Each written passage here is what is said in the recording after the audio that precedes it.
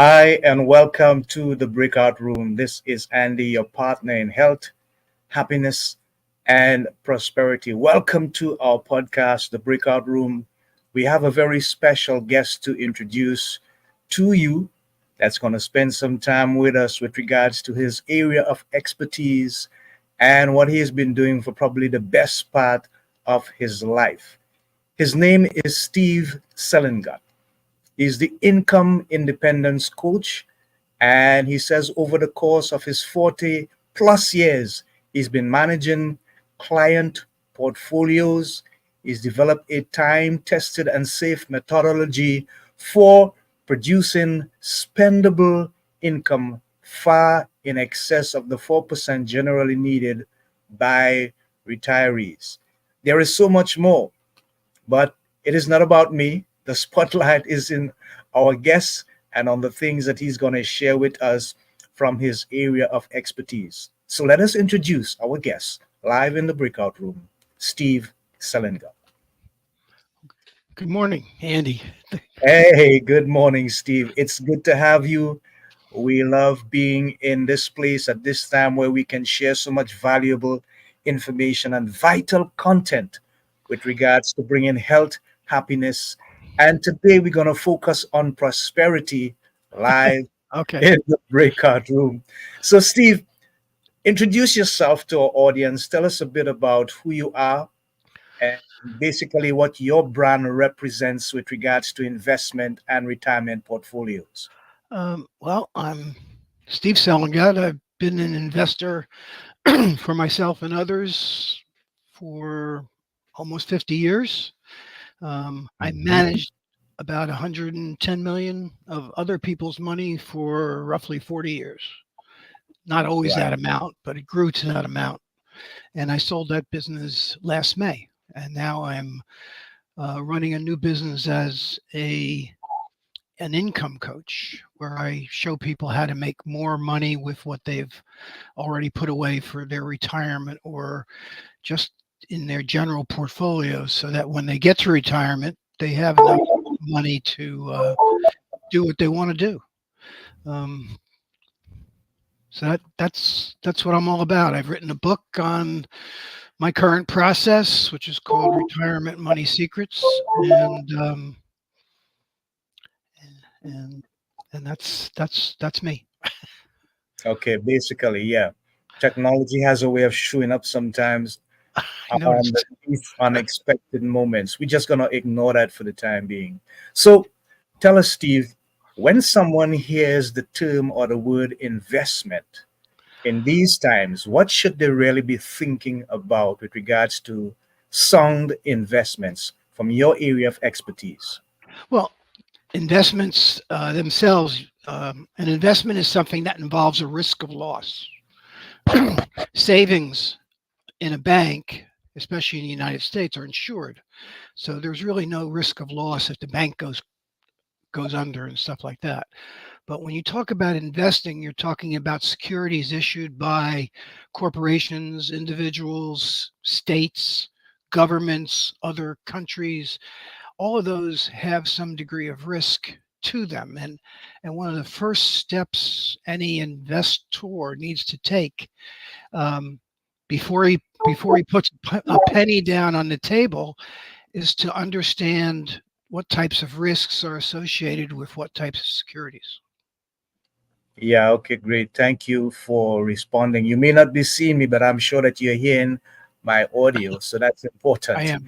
So, with regards to investment, you are basically a coach and you show people the kind of things that they can do to make investments.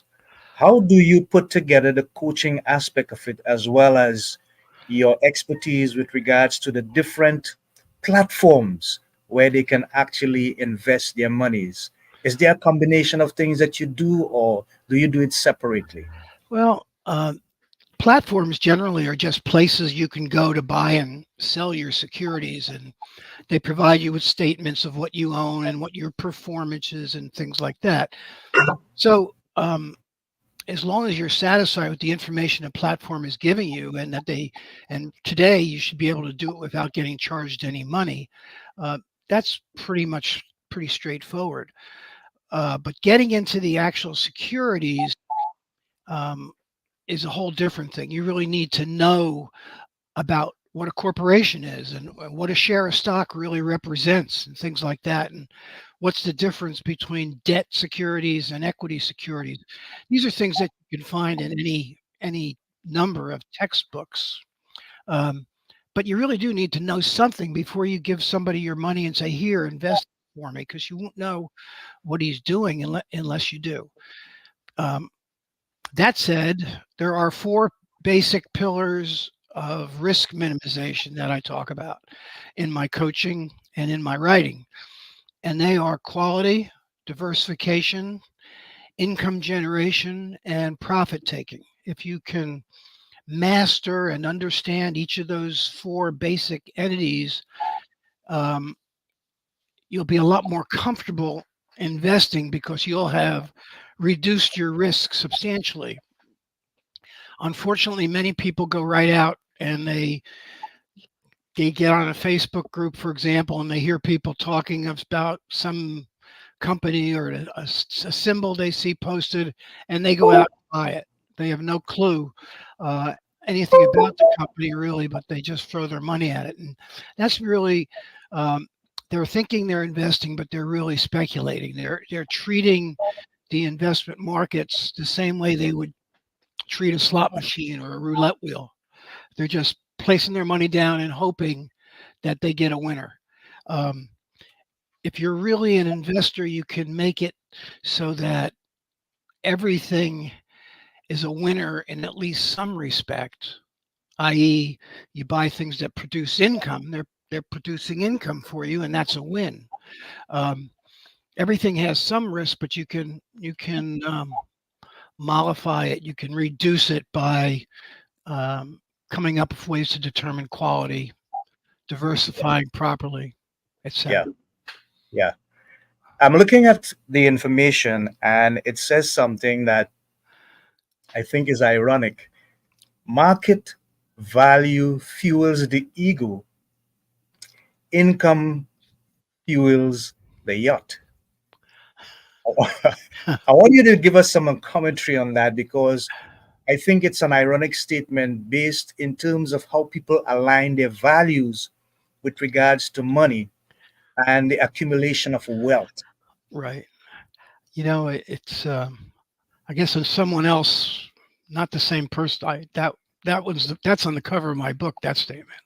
Yes. The there's another statement called "Real wealth is not having to take significant risk." Ah, When you have enough money to produce enough income that you don't have to try to make another big hit. You don't have to hit that right stock. You don't have to start another company or buy a piece of property that you know is going to go up in value because you've already got enough. It produces more income than your wife needs to spend, hmm, and you're all set.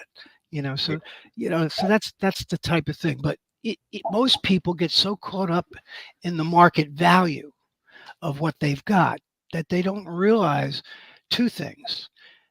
They fall in love with securities. They never take their profits and they wind up at retirement with $1 million worth of a Microsoft or an Amazon or something like that that's paying less than 2%. Amazon, I don't think, pays anything yeah, in dividends. And then they figure it out. Wait a minute. If I want to go on a cruise, I'm going to have to sell a chunk of my Amazon stock to pay the bill because right. Amazon doesn't pay me any income. Now, let's say instead I had that $1 million invested in 50 different closed end funds, which is the vehicle I use, that are paying right now between 9 and 10%. Yeah, I could go on that cruise and take my kids and not have to sell anything just right, from the income I'm producing. right. That's the difference in mindset between the ego, which makes you feel rich, and the income, which makes you behave rich. Ah, I love that. That's the difference. Yeah, That's I the love that. distinction. Thank you for the distinction and the contrast. I appreciate that. Thanks for sharing, Steve. I want to look at the book Okay, and I'll the show it to title. retirement money secrets. Retirement. Retirement money secrets. I want to say the two time. Retirement money secrets. Why is it specifically aligned to retirement? Because eventually, no matter what if you're a kid with your first IRA contribution, eventually it's going to turn into a retirement portfolio. Mm, Everything, anybody who invests eventually is, for one reason or another, they're going to stop working because they want to, which a yeah, lot of people do, because they have to, because they're ill, yeah. or they have other responsibilities that they have to take care of, or they're not capable anymore for some Mm, reason mhm. other than illness. But for some reason or another, eventually your savings, your investments, your 401k, your IRA, whatever it is, your teacher's pension, all these things, eventually they have to produce income. Right. And my my goal in my investment, uh, when I was first starting out, was I had to get myself to make enough money so I could stop commuting to New York City and work for this company that really didn't care a whole lot for me, Uh-huh. and that I really didn't see any great future in it.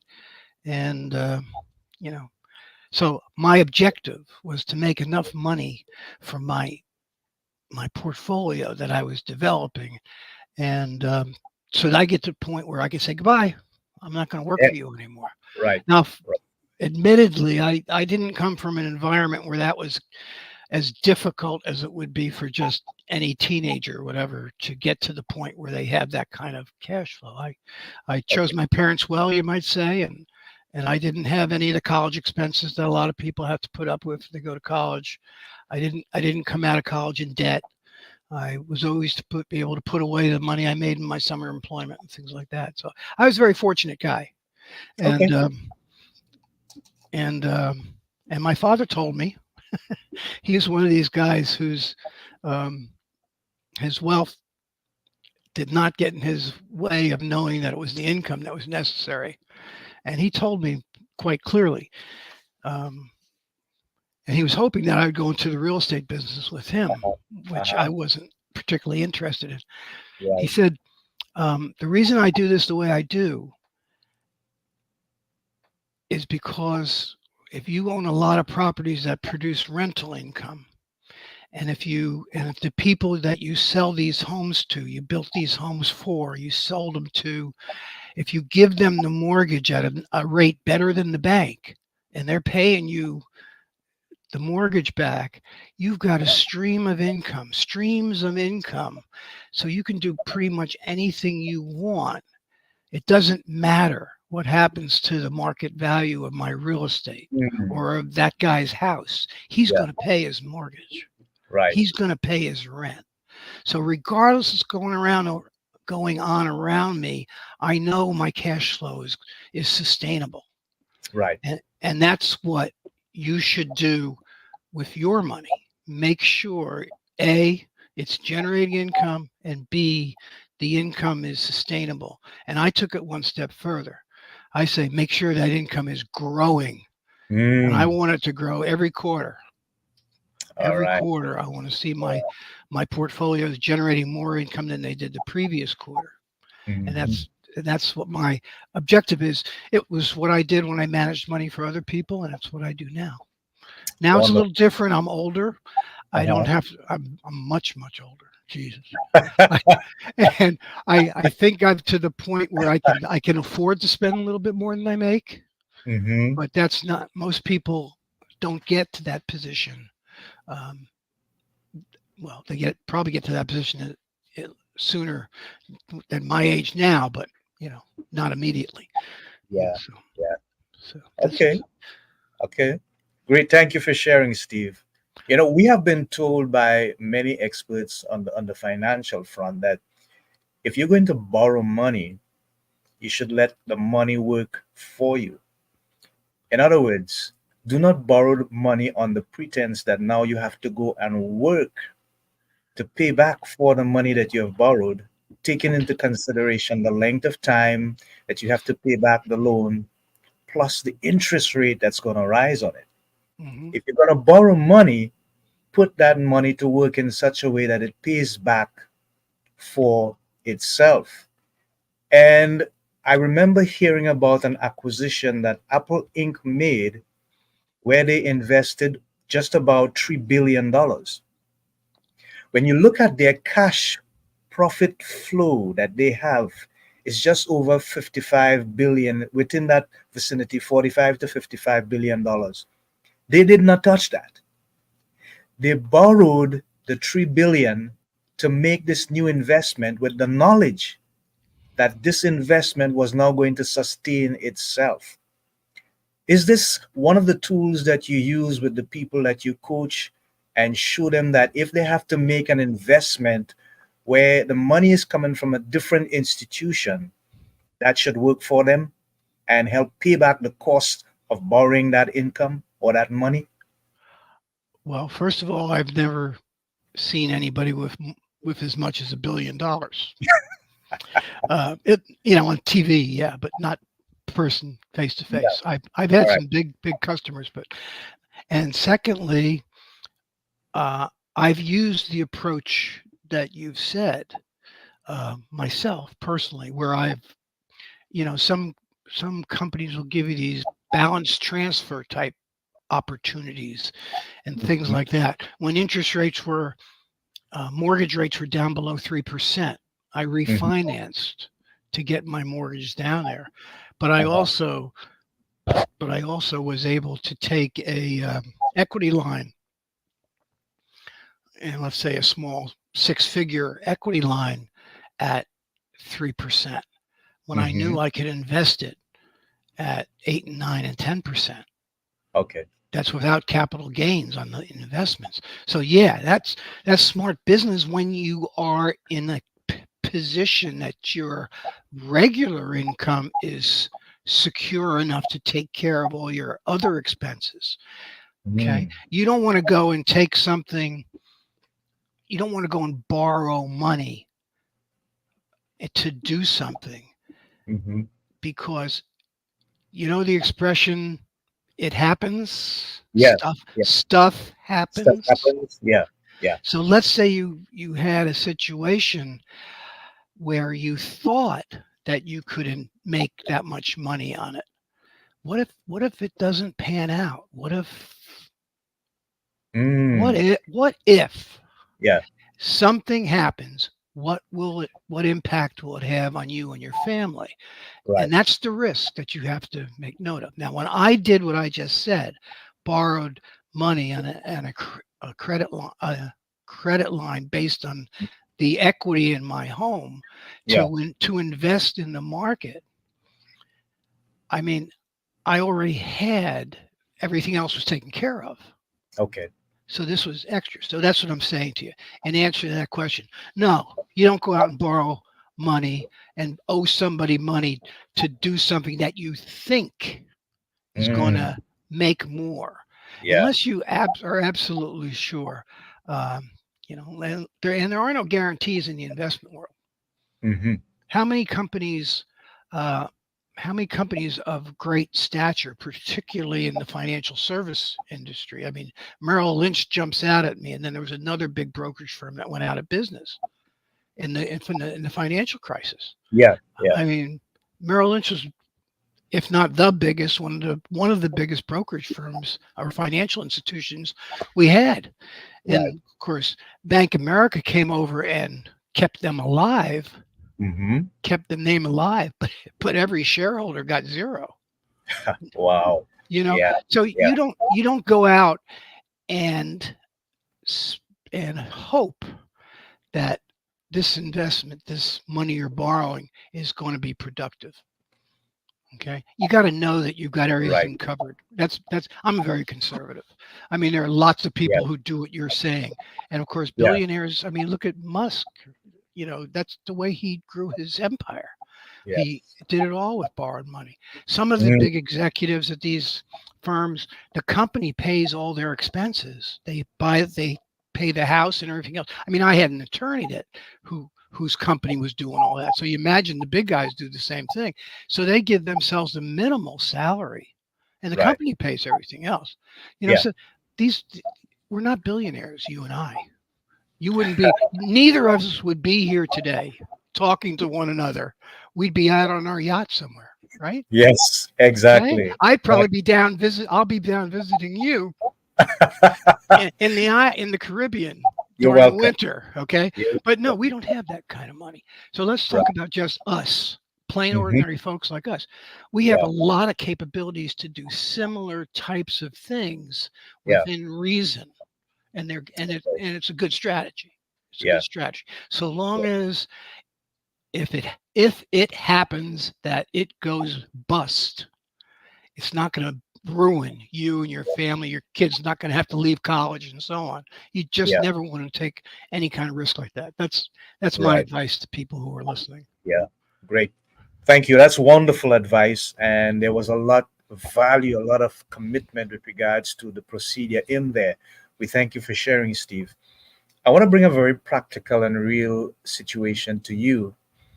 And I'm going to follow it up with a question with regards to challenges that you have experienced with the persons that you have independently coached with regards to their financial investments and retirement. I read about a situation where Charles Barkley, who's retired now from the NBA, he signed a contract with Nike. Some Hmm. people say Nike, Yeah. and it was for about $3 million per quarter. Hmm. And he thought, wow, I'm gonna get $3 million per quarter plus what I'm gonna be paid for my skills in the NBA. He was with Phoenix Suns at the time. And he reached out to Michael Jordan, and Michael Jordan told him, listen, you don't need $3 million a quarter. Take 1 million and ask them to give you the other $2 million in stocks. And he said that was some of the best advice that he had ever gotten in his life. Your thoughts on that?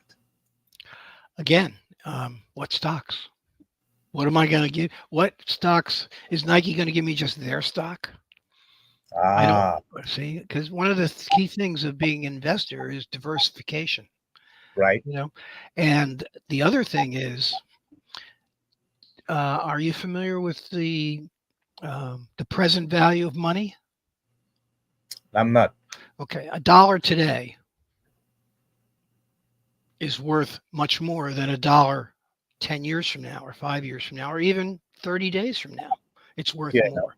Okay, Yeah, there's no. inflation and all the other stuff going on, and you can Hmm. invest it now. So, saying getting $1 million,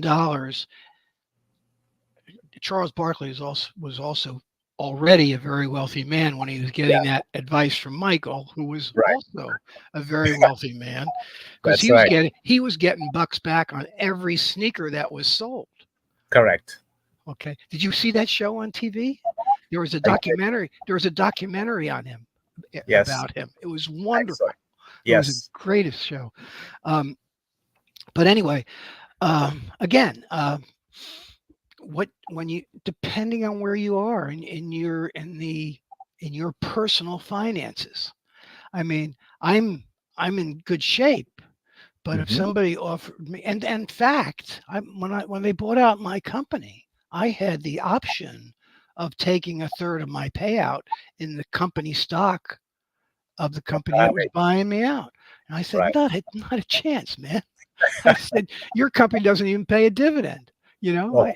it hasn't gone public yet. It's a private company, and there's just no way. I'm just not interested, because I know that right now I'm getting 10% on my money in the Right. securities I'm investing in, some of which are in the stock market, some of which are in the bond market, and their diversified portfolio of 200 different entities, all diversified themselves. So if you go under, Hmm. you know, Yeah.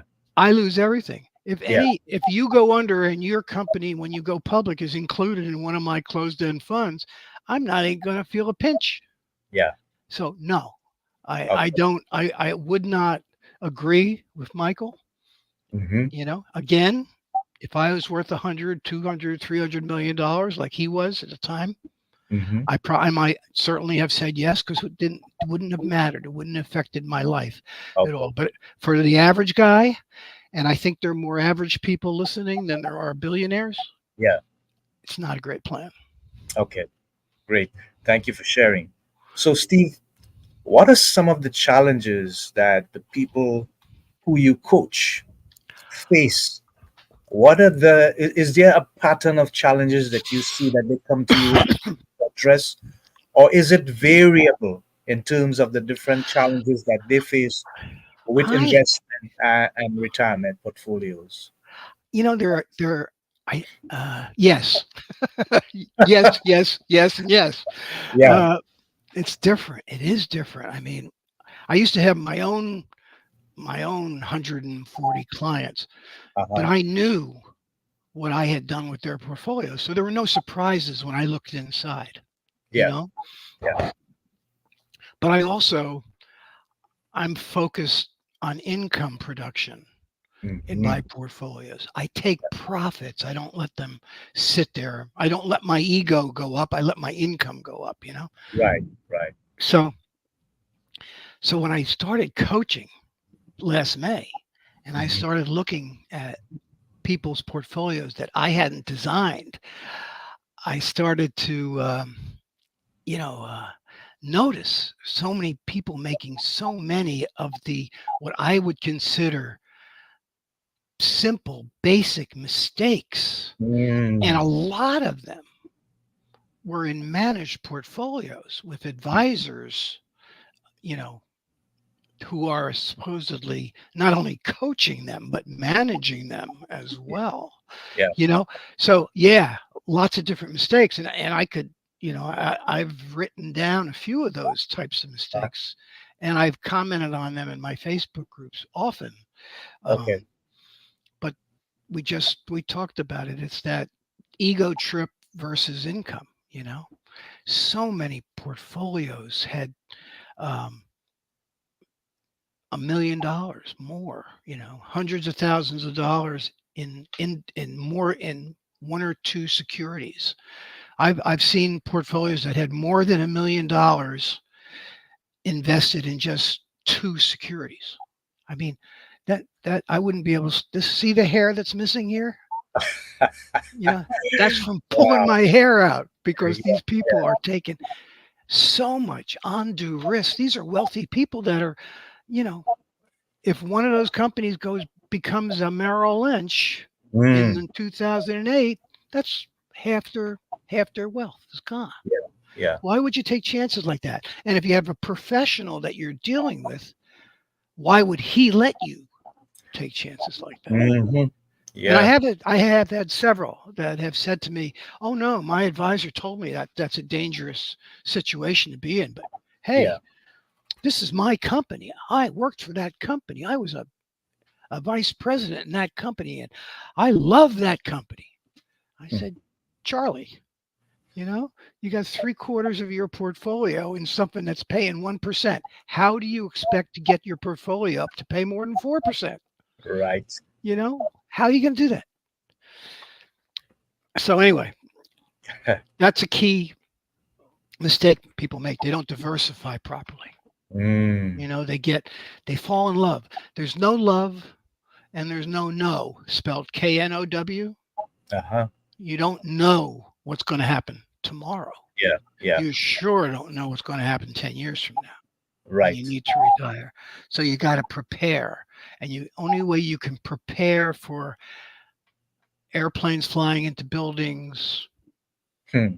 companies invading one another, you know, someday peace will break out in the Middle East. I don't know how the market's going to react to that. But you know, you just can't put yourself in a position Yeah. where you have I use the 5% rule. I Okay. don't I would never have more than 5% of my portfolio invested in anything. Um, if I could somehow not have it in my home, I would. But that's but Yeah. That's my rule. And in my portfolio, which is it's significant, I don't have one security that makes up more than 2% of my portfolio. Okay. I use a different brand of diversification. Over the years, diversification has always been considered a defensive strategy. It's like having a zone defense. You know what I mean? Yeah. Everything is covered. Right. Everything is covered. Try Yeah. to get a pass to somebody. We Mm, got you covered. yeah. Diversification is the same thing. You got sectors covered. You got bonds. You got stocks. You got mortgages. You got this and that. So you've got all the bases covered. I take it a step further. I use portfolios in those sectors that are already diversified. Like a bond portfolio, closed end bond portfolio might own 300 different individual bonds inside. An equity portfolio might own 250 individual stocks from each of this different exchanges. So you pretty much know that if it's a stock worthy of owning, that this professional manager is going to own it. Yeah. So you see I see people with model portfolios where I see it. I start to laugh as soon as I see it. I see one share of Berkshire Hathaway, one Okay. one share, because it's Yeah. like a 2000 or whatever stock. And Hmm. I laugh out loud. I said, why in the world would anybody one share of this thing? It's just stupid. Yeah, you own a little bit of Berkshire Hathaway, big deal. So you can, anytime you look at a portfolio and you see that type of thing, we've got one of this and 17 of that and 12 of this and 167 of that, it's a model portfolio. Okay. Somebody's designed a portfolio that they say is good for this person in his state right now. And they have dozens of these model portfolios. Mm, It's, none of them pay more than 2% in income. I'm an, wow. I'm, a, I'm an income nut. Okay. So we talked about diversification. Oh, Mm, my diversification is offensive. okay. You say. So I'm saying, I've got a whole different set of rules. Instead of Hmm. having only two tight ends, I've got six tight ends. And, I, Oh, okay. and I've got and I've got the two halfbacks like they used to have and a fullback, and Uh-huh. they're all allowed to go out for a pass and can get Okay. a touchdown. So Right. I own in my portfolios, and I do this for two reasons. When I was managing other people's money, I wanted to be able to look them in the eye and say, I will never ever put you in a security that I don't own or that I haven't owned. And the only reason I don't own it now is because I just took a profit on Okay. it and I intend to buy it back. So that's, if I could honestly tell them that, I felt very happy that our relationship would be the right type of relationship. And it worked out fine. So I still feel that way. Even when I'm coaching somebody, I want to say to them, these are the securities that I use.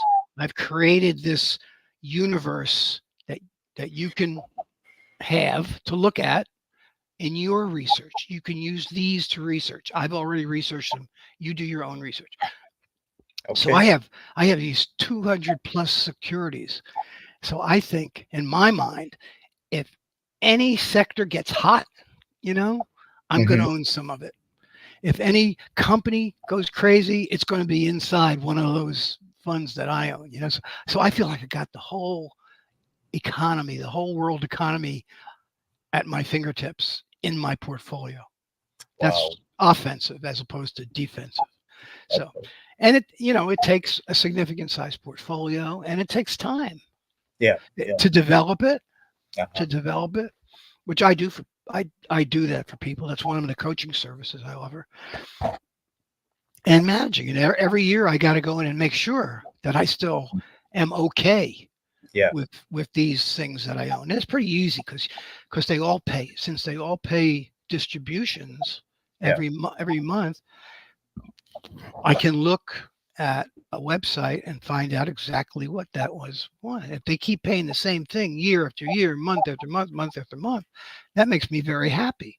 But if Right. all of a sudden you have a dividend cut, then you have to do some more research. Then you have to look inside and see what's going on. Does it make sense? Da, da, da, and all that. If it does that 2 months in a row, you know, I can't say to other people, I still like that one, but that doesn't mean you should go sell it either. I mean, it's done all the other things. It's paying you. It's still paying you income. Yeah. It's just in a it's trending in the wrong direction. So keep your eye on it. Okay.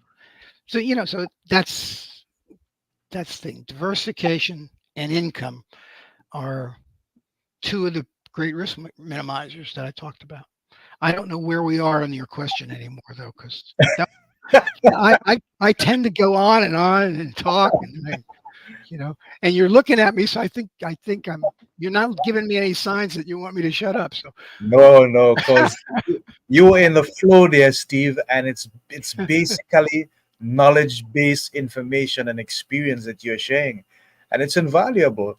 And I think that that is the one thing that we cherish here with our people in the breakout room. You are given the opportunity to express the thing that has made you successful, and that is going to help others to think about success for themselves.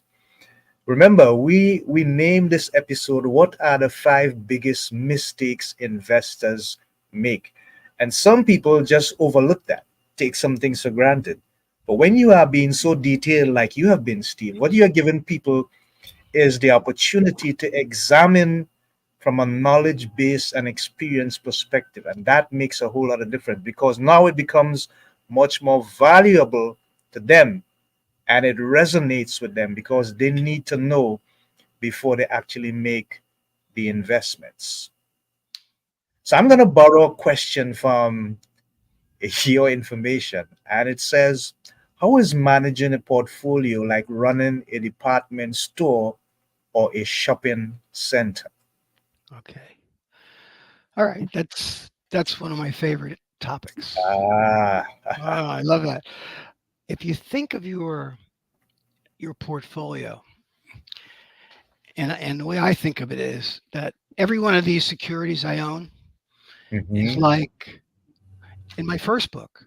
I was still invested in individual stocks, and I made the illustration up, and I said, I've got stock in this company, and they do lawnmowers, and I had stock in this company, and they produce paperboard for the insides of homes. And I have this one, and they do appliances for homes. So if you think about it, when you own a whole lot of individual stocks, if you're in the various sectors and you're diversified properly, you're just like a department store. And these mm, are the products on your shelves.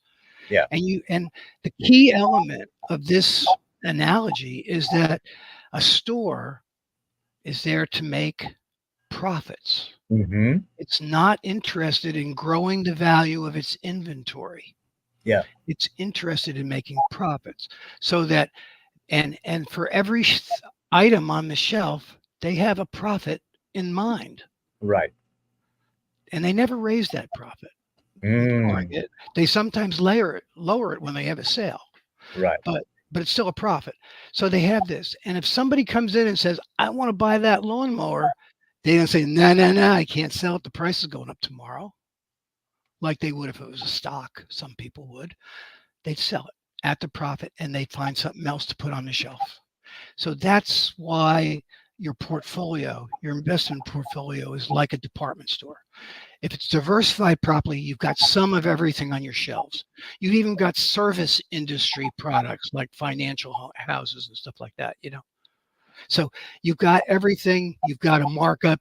Back in the day when I was doing individual stocks, my markup was 10% with closed-end fund now. So that's the old department store. Now I've got shopping centers because every one of my holdings, every one of my closed end funds, as I described earlier, owns hundreds of securities. So each of them is a department store. And what I have is now a shopping center full of department stores. right. I get it. Mhm. I get So it. I've set a target on each of my shopping centers. And my Okay. maximum that I'll hold out for is 5% under Mm, most circumstances. It yeah. varies with the market cycle. It varies of what's going on out there in the world economy. And that's another one of the basic principles I talk about in Retirement Money Secrets is that all this finance, all this ownership of securities doesn't happen in a vacuum. It happens in a world economy Right. where two major things impact the prices of the securities. Two major things: the direction of interest rates and the direction of the economy. Right. Yeah. And there's the market values are going to go all over the place. It doesn't matter because in most cases, it neither affects the quality of the companies or does it affect the amount of dividends or distributions or bond interest that the securities pay. It doesn't change. So right now, for example, interest rates have gone up from 0 to 5. It actually happened in about 18 months. It's already about 2 years since it started, or more than 2 years since it started. But higher interest rates drives the prices of what they call interest rate sensitive securities lower because you can sell a bond. A person can sell a bond from me to you. If I bought my bond at a 2% yield, and now the price, the average yield is 5%, and you want to buy it from me, Yeah. you can offer me much less than the price to Uh-huh. make that bond yield 5%, Okay. knowing that when that thing matures, you're going to get the full face value. So you're going Yeah. to get $1,000 for that bond, even though you just paid me 800 for it. Right. You know, I get so it. so that's the type of thing. So that's the thing about the department store and the And, shopping centers. yeah. And you could go on and say you've actually got a chain of shopping centers, but we don't need to go that far. You get the people should get the idea. If Yeah. Definitely. that's the way you'd look at your portfolio, you'd never be sitting around with a huge profit in one security because you'd have sold it already. Yeah. You may, and you'll, and I'll go out 2 weeks later, a week later, who knows? When I have money, I'll go out and I'll buy it again and Yeah. put Yeah. it in there and I'll sell it again. Just like it's almost the McDonald's principle, right? You sell the burgers, you make more burgers, you sell them again. Yep. Hey, Keep replenishing. Keep replenishing. exactly. And that's I the get. way, Yep. and it's just, the other analogy you can do it the same thing is if the mall down the street says that every store in the mall is having a 15% off sale, what's going to happen? Mm. What's going to happen? Oh. You can't get a parking spot. Yeah. Everybody is there, True. right? Yeah. Yeah. So, but the stock market says, "Oh my God, we're down 15%." What happens? People Ooh. don't run there to buy; they run to Nope. sell. That's right. It's it's Exactly. it's the only place in their economic life where they take exactly the wrong action. Wow. And Interesting. Interesting. so I Yeah. don't I don't allow my clients to do that. And even in my Facebook groups, there's a guy today Yeah. who said, "Well, is it okay if your advisor tells you to take losses at the end of the year, to offset your gains?" And I say, no, of course not. You're losing capital. Yeah. You're taking $1,000 loss to save $350 in taxes. Doesn't Yeah. make any sense Makes sense. unless this company has said we're going bankrupt or we're going to do this, we're going to do that, we're going to liquidate in 2 years. Unless they're no longer the quality company that you thought you had, you shouldn't do that. Yeah. This is, Yeah. Wow. yeah. So anyway, So, yeah, we have come to the end of this very informative. seriously? Oh my Uh, goodness! yeah, yeah. Wow. Time flies when you're having fun, they say. So it seems as though Yeah. the time was really good. Steve, I'm going to put some stuff up here on the screen, and I Mm, want you to tell people how they can effectively make contact with you for your services and your coaching skills that you can share with them, whatever you have offered on these platforms. yeah. The incomecoach.net is my website for the coaching business and what it's all about and what the charges are. are on there. I've got a Facebook presence and a LinkedIn presence that they can see. I also manage a couple Facebook groups that are focused on my style of investing using closed-end funds. There are two of them. The names aren't there, but they'll find it. And of course, the book. The book refers to both the Facebook groups and the IncomeCoach.net. The book is Retirement Money Secrets, and that's. I really think you should talk. You should make your way through the book before you talk to anybody about Mhm. investing, even if it's not me. Yeah. Um, I think it'll give you a lot of the basics that you may not have learned about in school. Schools, I mean, most of the people I know from way back graduated high school, they didn't even know how to balance a checkbook, much Wow. less know the difference between a stock and a bond. And people Mm, today have a different problem. They may be extremely well educated, but their investment experience is simply uh, a 401k. They don't know of anything else. I would bet there are some people that don't know that the 401k, these names don't mean anything to them. They don't know that they're even in the stock market. mm, So yeah. you know, yeah, I'd say read that book. And if you need to get in touch with me, I'm available. Okay, great. Thank you so much. So we have had Steve Selengut in the breakout room speaking about investment and retirement portfolios, and we have heard so much wonderful and informative information about the things that we can and the things that we should not do with regards to retirement and investment incomes. So, this is Andy of Andy's Personal Development together with Steve Selengut in the breakout room saying so long. Thank you guys for listening. Remember the three watchwords: health, happiness, and prosperity. And today we have spoken a lot about prosperity, which can pay for good health and in some instances can bring you some form of happiness. So we thank Steve for sharing with us. Until next time, keep the faith, keep reaching beyond the stars, and remember that your story matters because it is yours. So, bye for now, folks. Until next time.